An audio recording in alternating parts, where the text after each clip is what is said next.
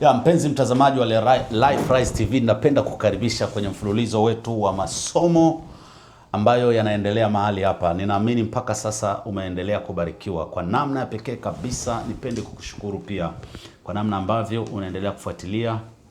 Naamini kuna wasikilizaji wapya na watu wengi sana wanasikiliza lakini hawajaweza kusubscribe. Nikuombe utumie sekunde kadhaa kusubscribe hapo ili tuweze kuongeza usikivu wa watu wengi waweze kutufuatilia. Kwa naomba subscribe kama hujaweza kusubscribe. Na nashukuru sana kwa namna ambavyo mnaendelea kushare kwenye magroup mbalimbali na kuwashirikisha watu wengine. Tunaendelea na mfululizo wa mambo 13 yanayoharibu maisha yetu kutoka ndani. Na bado tunasimamia ile Injili ya Mathayo ya Marko sura ya 7 mstari wa 21 hadi wa 23. Neno la Mungu linasema, kwa maana ndani ya mioyo ya watu hutoka mawazo mabaya, uasherati, tumeshaangalia mawazo mabaya, uasherati, wivu, uwaji. Kwa sasa hivi tuko kwenye uwaji. Alafu utakuja uzinzi, tamaa mbaya, ukorofi, hila, ufisadi, kijicho, matukano, kiburi na upumbavu. Akasema haya yote yaliyo maovu yatoka ndani,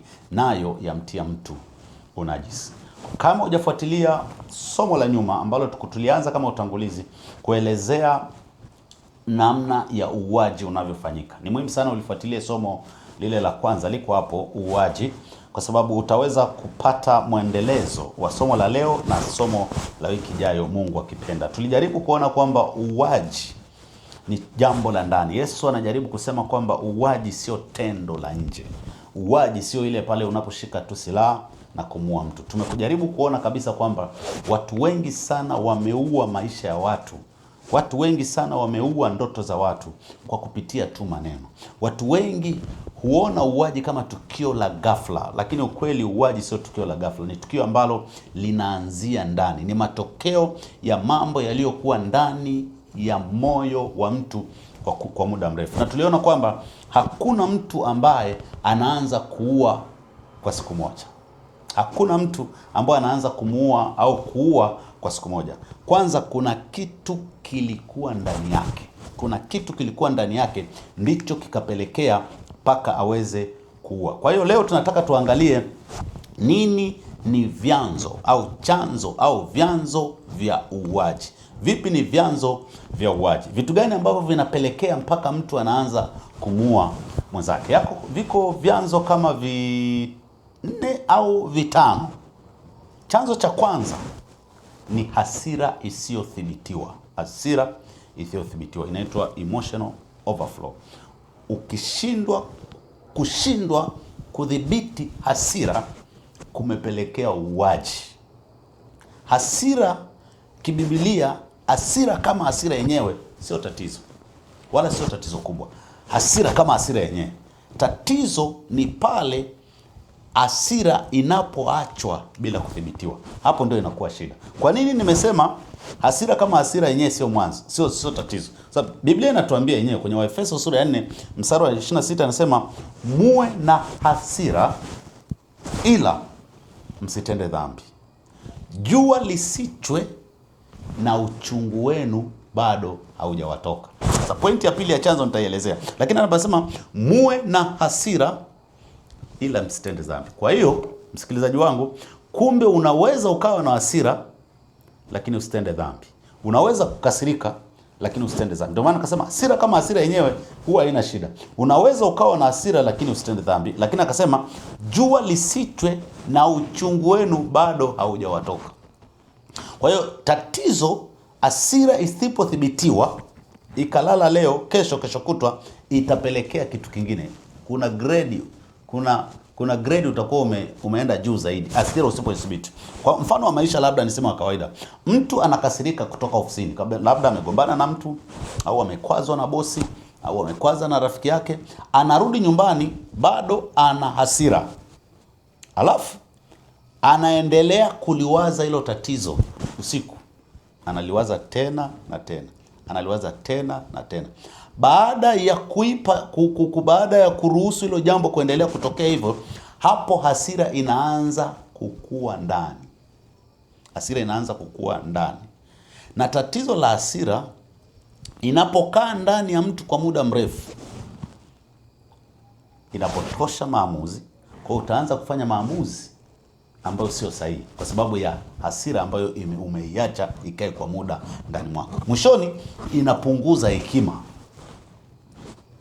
Jambo ambalo unajiuliza, huyu mtu amewezaje kufanya hili jambo? Huyu mtu amewezaje kulifanya hili jambo? Inapunguza, kwanza inapofusha maamuzi, unaanza kufanya maamuzi ambayo sio, inapunguza hekima, alafu inakufanya uanze kufanya au kusema au kufanya vitu ambavyo baadaye unakuja kujutia. Na unaona watu wote ambao wamefikia hatua ya kuua, hekima ilipotea, inapunguza ile hekima. Alafu unaanza kufanya mambo ambayo baadaye wewe mwenyewe unakuja kujutia. Hasira ni kama moto. Ukishindwa kuuzima mapema utakuchoma. Na tatizo hauishi kukuchoma wewe, utawachoma na watu wengine. Kwa hiyo jambo la kwanza, chanzo cha kwanza cha uuaji, hasira isiyodhibitiwa. Jambo la pili, chuki ya ndani. Sasa utaona ni grade, ni kama unapanda form 1 kwenda form 2. Kwa hiyo ile hasira ukikaa nayo kwa muda mrefu, ukalala nayo, nitakuonyesha hapa sasa hivi. Ukilala nayo inavuka kutoka kwenye hasira inakupelekea kwenye chuki. Kwa hiyo hasira ikikosa kushughulikiwa mapema inageuka kuwa chuki. Hasira ikiachwa ikue, ikiachwa ikomae, inageuka kuwa chuki. Haiwi tena hasira, inageuka kuwa chuki. Chuki ikiachwa inageuka kuwa uharibifu. Ndio utashangaa mauaji yanakwenda kutokea. Sasa chuki ni nini? Ni maumivu yaliyokaa ndani ya mtu au ndani ya moyo wa mtu kwa muda mrefu. Hiyo ni chuki, sio hasira. Hasira kama ni mtu anaweza kaniuzi kwa ghafla nikakasirika alafu ikaondoka. Nikiacha ikue kwa muda mrefu, hasira ikikaa, maumivu yaliyosababishwa na hasira yakiendelea kukaa ndani ya mtu kwa muda mrefu, hiyo inakuwa ni chuki. Alafu utaanza sasa kutamani mabaya yamtokee mtu mwingine. Kwa mfano, mtu alikusaliti miaka mingi iliyopita au alikuumiza miaka mingi iliyopita, lakini kila ukimwona bado moyo unauma. Sasa hiyo, kinachouma hapo sio hasira. Kinachouma ni chuki. Ni maumivu yaliyokaa kwa muda mrefu yanakupelekea uanze moyo kuanza kuuma. Kwa hiyo hiyo haiwi tena hasira. Hiyo ni chuki ambayo imekomaa. Chuki ambayo imekomaa, imepata mizizi. Kwa hiyo tatizo la chuki inabadilisha hata namna ambavyo unaanza kumwangalia mtu.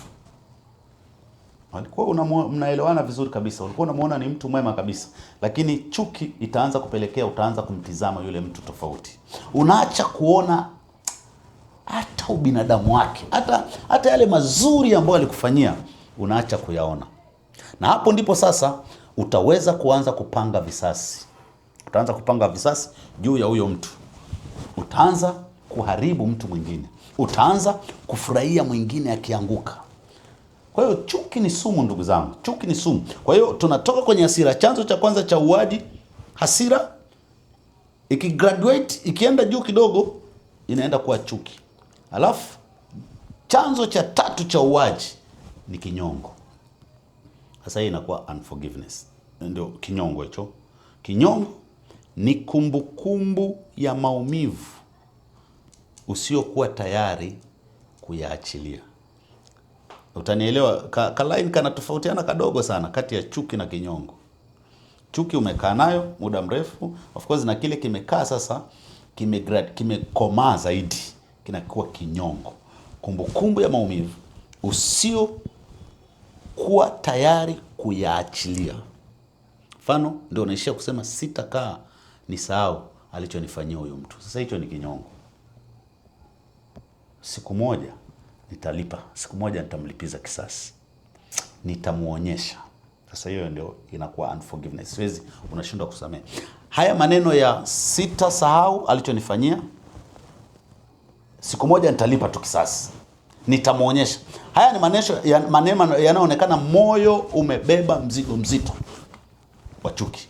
Na tatizo la kinyongo kinafanya akili yako wewe ndio inakosa amani. Moyo wako unajazwa na uchungu, bitterness. Moyo wako unajazwa na uchungu. Maisha yako yanaanza kujaa ile pointi ya kwanza, hasira. Unashangaa ukiguswa kidogo hata kwenye daladala umepanic. Ujue una kinyongo, una chuki ukaibeba, ikawa accumulated kwa muda mrefu, kimetengenezwa kinyongo. Utashangaa una react haraka. Ukiguswa kidogo una amani, una furaha, inakupelekea hata sura yako inakuwa imekunjamana sababu ya kinyongo. So watu wengi unaweza ukawaangalia kwa nje ukaona wako sawa hivi kwa nje, lakini ndani wamejaa majeraha ya zamani kwa sababu ya kutokusamehe. Neno la Mungu linatuambia hivi, mtazamaji wangu, Waebrania 12 mstari wa 15. Neno la Mungu linasema, mkiangalia sana mtu asipungukie neema ya Mungu, shina la uchungu lisije likachipuka na kuwasumbua. Na watu wengi wakati wa unajisi kwa hilo. Powerful verse. Paulo anasema, mkiangalia sana mtu asipungukiwe neema ya Mungu. Akipungukiwa neema ya Mungu, sawa, asili unaweza kuwa nayo, haina shida. Ukipungukiwa na hiyo neema ukaanza kubeba lile jambo kwa muda mrefu, maana yake umepungukiwa neema, shina la uchungu litachipuka, litaanza kuota. Sio sangae. Hasira haina shida. Ukibeba chuki kwa muda mrefu, kinyongo, shina linaanza kuchipuka. Ni kama kitu kinaanza kukomaa. Likichipuka, anasema na kuwasumbua. Uchungu, chuki itaanza kusumbua kundi. Ulikuwa ni wewe mwenyewe mwenye hilo tatizo, lakini ule uchungu ukiacha iendelee kukomaa ndani yako, shina la uchungu litachipuka. Anasema na kuwasumbua. Akasema na watu wengi wakatiwa unajisi kwa hilo. So utaona ni kitu kilianza kwa mtu mmoja ambaye ameshindwa kusamehe, amebeba kinyongo, anaweza akasambaratisha kikundi zima, anaweza akasambaratisha ofisi nzima, anaweza akasambaratisha ofisi nzima. Bitterness huzaa uharibifu mkubwa sana. Uchungu, kinyongo cha muda mrefu kinazaa uharibifu mkubwa sana ndani ya familia na ndani ya jamii. Usipoachilia maumivu ya jana, na kuhakikishia mtazamaji wangu, yanaweza karibu hatima yako ya kesho. Usiposhughulikia maumivu ya ndani, na hii ni kwa faida yako, sio kwa faida ya yule aliyokuumiza. Kwa hiyo hasira, jua lisichwe. Ukiliachia, moyo mwanadamu haujaumbwa kubeba hasira zaidi ya masaa 24, hautaweza. Moyo umeumbwa kubeba vitu vingine na nini. Ila furaha inaweza kabeba, ila kubeba chuki, kwa sababu utaenda kumeditate usiku. Ukimeditate ile inakuwa chuki. Chuki kinakuwa kinyongo. Shina la uchungu likiingia, una uharibifu mkubwa sana unaweza ukatokea. Chanzo cha 4, wivu. Sasa mnaweza mkakumbuka sasa somo la wivu. Kwa hiyo ukishakuwa na kinyongo juu ya mtu, utaanza kumwangalia kwa jicho la tofauti. Utaanza kutamani mwenzako apotee. Na wivu ukikomaa unazaa uwaji. Tulishaangalia. Wivu ukikomaa unazaa uwaji. Tuna mifano mingi. Tulimwangalia Habil na Kaini. Wivu ukakomaa, akaanza kujilinganisha na mwenzake, akamuua ndugu yake. Wivu uliokomaa, lakini ulianza hasira kidogo, ukauacha ukakomaa, ukaja chuki, ukauacha ukakomaa, ukaja kinyongo, uchungu, wivu. Utaanza kutamani mwenzako aanze kupotea. Na tukaangalia kwenye wivu, unamuona mwenzako amefanikiwa, badala ya kucelebrate, kushangilia, kufurahia mafanikio yake, unaanza kutamani kukatisha maisha yake. Badala ya kujifunza kutoka kwake, unaanza kuumia kwa mafanikio yake. Hapo wivu unaanza kugeuka kuwa chuki na unaweza ukaua. So watu wengi hawasemi wazi kwamba nataka fulani afe. Naweza kawasema kwamba nataka fulani afe, lakini ndani yao hawataki kuona mwingine anafanikiwa. Ndani yao wanafurahi mwingine akianguka. Huu ni uwaji. Ndio maana Yesu akasema hili jambo linatoka ndani. Uwaji unatoka ndani, hautoki nje. Unapomuona tu, unapoanza kuchukia dhehebu la mwenzako, unapoanza kuchukia kampuni ya mwenzako au kumchukia mwenzako, hapo umetamani amumue. Una tu sumu ya kuua. Moyo wako tayari umeshaua, hata kama bado kwa nje hujaua. Kwa mambo manne ni muhimu sana uyashughulikie. Mchakato wake huko hivyo kama nilivyosema. Hasira, chuki, kinyongo, wivu unapelekea uharibifu. Hakuna uuaji wa ghafla, mtazamaji wangu. Haupo. Kwanza moyo uliharibika, ndipo ukaenda kuua. Kwa hiyo lazima mchakato utafuata hata kama hujui. Sasa ukitaka usifike mpaka kwenye kuua, ile ukatisha ile cycle tu. Usikubali ufike kwenye kinyongo. Wahi mapema. Hasira isizidi masaa 24. Ukilala nayo tu utadevelop kitu kingine. Na tulishaona kuna magonjwa yataanza kuja, visukari hivyo, sijui pressure, sijui na nini. Kuna magonjwa mengi na kwa sababu moyo wako umebeba vitu ambavyo hautakiwi ubebe. Tumefanya hizi huduma sehemu nyingi, utakuta ukimwambia mtu amsamee mtu ambao utakuja kuona namna ya kushinda, utashangaa na uponyaji unakuja ndani mwake. Utashangaa furaha inaanza kujengeka ndani mwake kwa sababu alikuwa anakata ile cycle, anaondoa. Kwa hasira ni kweli inaweza ikawepo, lakini usikubali ipande level iende kwenye chuki. Usiruhusu ifike mpaka kwenye kinyongo. Usiruhusu mpaka iwe wivu, kwa sababu itapelekea uharibifu. Kwa mtazamaji wangu, ninaamini kuna kitu ambacho umekipata kwa kifupi kabisa. Kabla mikono yako haijaua, lazima moyo wako ulianza kuua kwanza, kwa sababu haya mambo yanatoka ndani ya mtu. Ndio Biblia inasema yanamtia mtu najisi. Kwa hiyo usiache maumivu ya kuue mpaka ya uchuki. So heal before heart turns into hate. Jiponye mapema kabla yale maumivu hayajabadilika au hayajageuka kuwa chuki. Jitahidi umepata uponyaji mapema. Tuombe. Baba, katika jina la Yesu Kristo ninakushukuru kwa ajili ya mtazamaji wangu. Ninajua yuko ambaye anapitia chuki na maumivu ndani. Hata ninavyosema hivi, anaona kama hakuna namna ambavyo anaweza kuponywa, kwa sababu ni kweli ameumizwa moyo. Ni kweli kuna mtu alimuumiza moyo wake. Lakini wewe ni Mungu uliyesema uchungu usije tukaruhusu uchungu ukakue ndani mwetu, maana utatutia unajisi. Ninaomba neema yako. Wewe ambao ulishinda maumivu ya kusemwa, ulishinda maumivu ya kuchapwa viboko, mwishoni pale msalabani kabla hujafa ukasema uwasamehe kwa sababu wajua litendalo. Mpe msikilizaji wangu neema ya kusamehe. Yule anayepitia uchungu, acha alie, lakini aweze kupona. Katika jina la Yesu Kristo, ninamwachia mikononi mwako msikilizaji wangu.